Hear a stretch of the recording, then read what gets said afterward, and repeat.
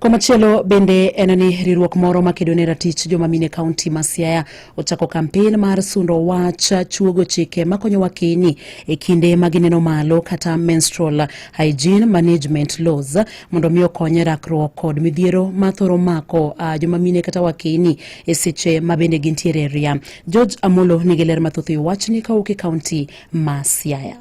Wakelo stakeholders koriwore gi jotelo mag thieth kaachiel gi county assembly mondo wang'iyane pek mantiere mosebede yudo mayot gige mag ria kod kaka wanyalo tieko dhier mabiro as a result of koso bede mar menstrual products. Kawuono choko paro wawacho ni achiel kuom gigo madhi konyowa mondo watiek dhierni e Siaya County en mondo walos chik. Mano jata yore tich kariwruok midendo ni Ugunja Development Initiative kata UDI migosi Isaiah Ochieng mawacho ni chik makamae ema biro konyo e tieko midhiero ma mine to kod nyiri matindo thoro kaloe nikech koso kuom ranyisi taulo mag ria. County Assembly olos chik miluongo ni Menstrual Hygiene Management Act kata policy mondo wang'igo kaka county ma Siaya nyalo keto omenda tenge mondo ng'i kata mondo ober infrastructure ma en gigo ma jok manyiri tiyo godo e skunde kata e kor gwenge nyaka osiptende marwa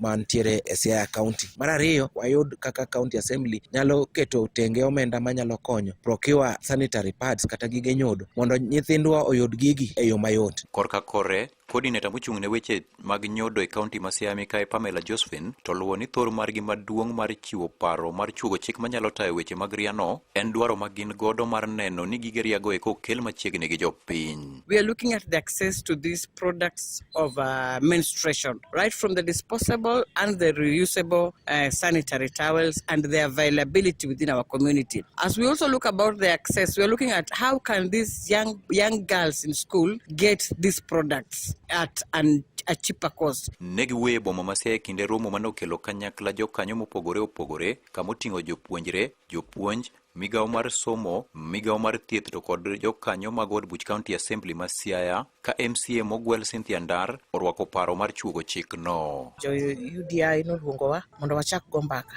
e wach mar policy mar menstrual health management. To en mbaka maber ma onego wasir wan duto kaka duty bearers nikech dhier mar ria en gima wan go kendo en gima wadak go pile e gwenge ma wadake. Ka nyalo chopo kama nyithindo manyiri samoro ok dhi skul nikech odhieria ng'enyne kata nyithindo mamako iye machon. Nonro wacho ni wachno chakre mane weche taulo mag dhieria ni ka onge go koro ng'iyo kaka nyalo yudo. Ne Radio Ramogi e kaunti ma Siaya, an George Amolo.